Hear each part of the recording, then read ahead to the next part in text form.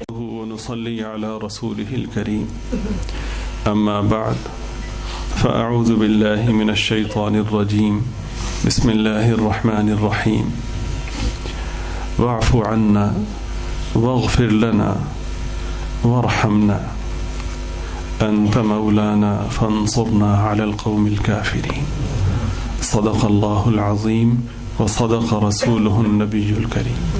درود شریف پڑھ لیجیے.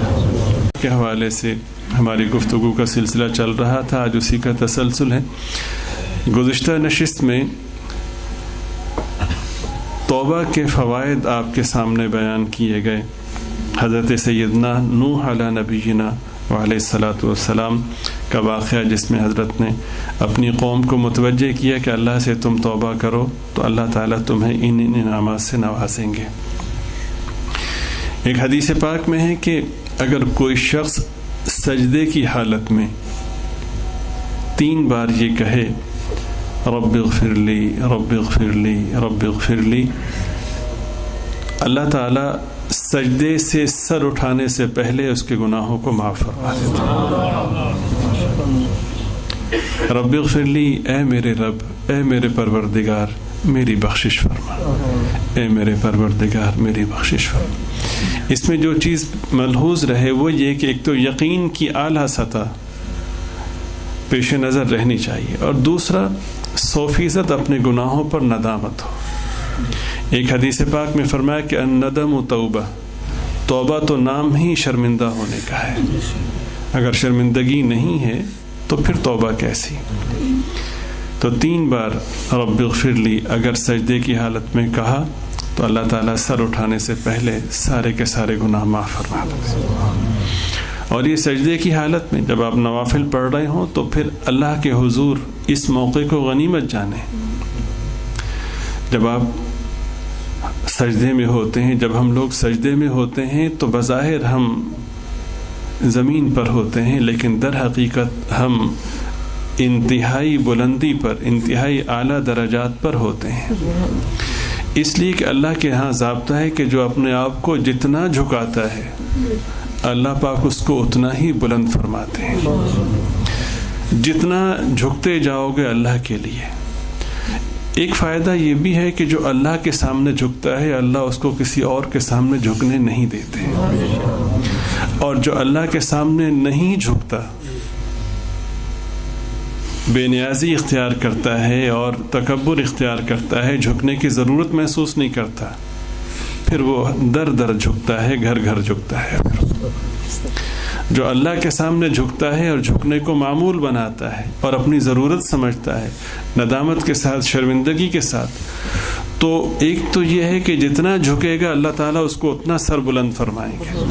دوسرا یہ کہ لوگوں کے سامنے جھکنے سے اللہ اس کو محفوظ فرمائیں گے. جھکنے میں پھر جو سب سے زیادہ عاجزی کی شکل ہے، اعلیٰ ترین شکل ہے عاجزی کی، وہ یہ ہے کہ آدمی اپنی ناک اور پیشانی کو زمین پہ رگڑے.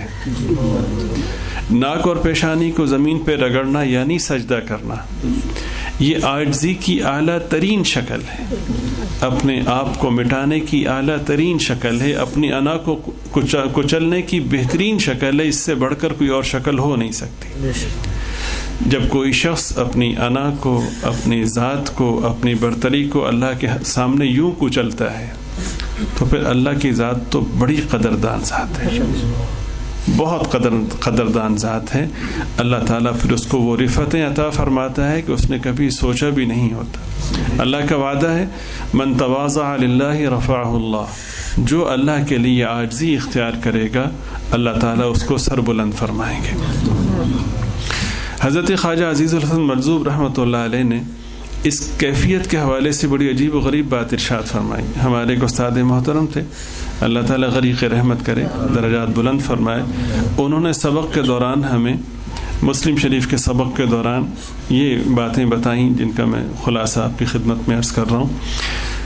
حضرت نے فرمایا کہ قرآن کریم میں ارشاد ہے الرحمن علی العرش استوى، اللہ تعالیٰ عرش پہ تشریف فرما ہے. ساتوں آسمانوں سے اوپر جا کر اللہ کا عرش ہے، عرش پہ اللہ کی کرسی ہے، اور اللہ کی کرسی کتنی بڑی ہے، وسیع کرسیہ السماوات والارض، آسمانوں اور زمینوں سے وسیع اللہ کی کرسی ہے۔ کیسی ہے؟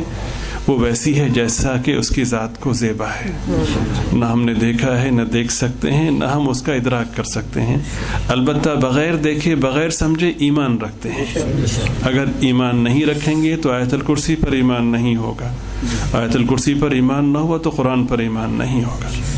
جتنی بھی باتیں اللہ رب العزت نے قرآن کریم میں ارشاد فرمائیں یا اپنے حبیب پاک صلی اللہ علیہ وسلم کے ذریعے سے احادیث مبارکہ میں بیان فرمائیں، از اول تا آخر ہم سب پر ایمان رکھتے ہیں، ہماری ناقص اور محدود عقلوں میں آئیں یا نہ آئیں، ہم انہیں سمجھ پائیں یا نہ سمجھ پائیں، دونوں ہی صورتوں میں آمنا وسلمنا وصدقنا۔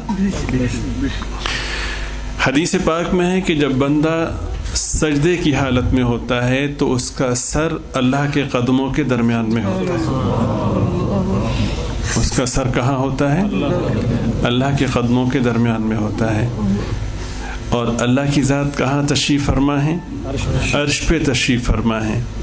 اس کا مطلب یہ ہوا کہ قیام کی حالت میں، رکوع کی حالت میں جو بھی تواضع کی کیفیات تھیں اللہ نے بلندیاں عطا فرمائی، لیکن جب اس نے اپنی انا کو کچلا، اپنی ساری کی ساری جو من کی برتری کی کیفیت تھی سب کو خاک میں ملایا، اور اس طرح ملایا کہ اپنی ناک بھی اور اپنی پیشانی بھی زمین پہ رگڑی کہ اللہ بڑی ذات تو صرف تیری ہے، میری کیا حیثیت ہے۔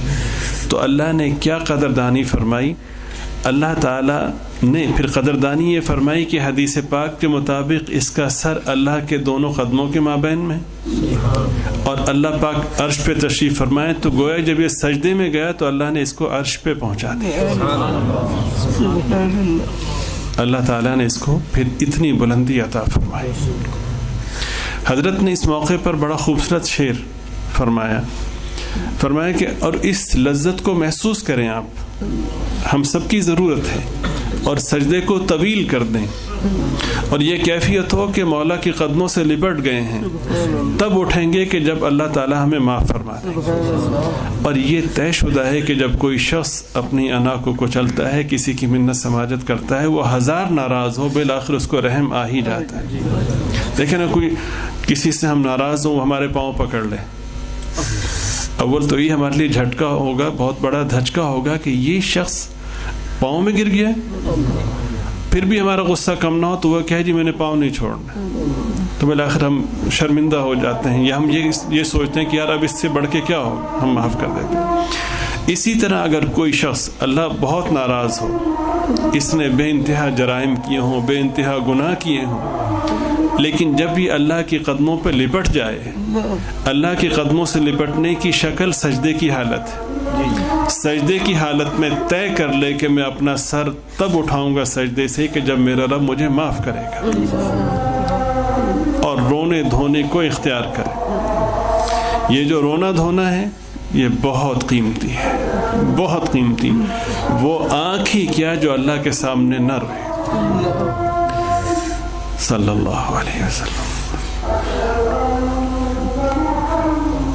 صلی اللہ علیہ وسلم۔ وہ آنکھ ہی کیا کہ جو اللہ کے سامنے نہ روئے۔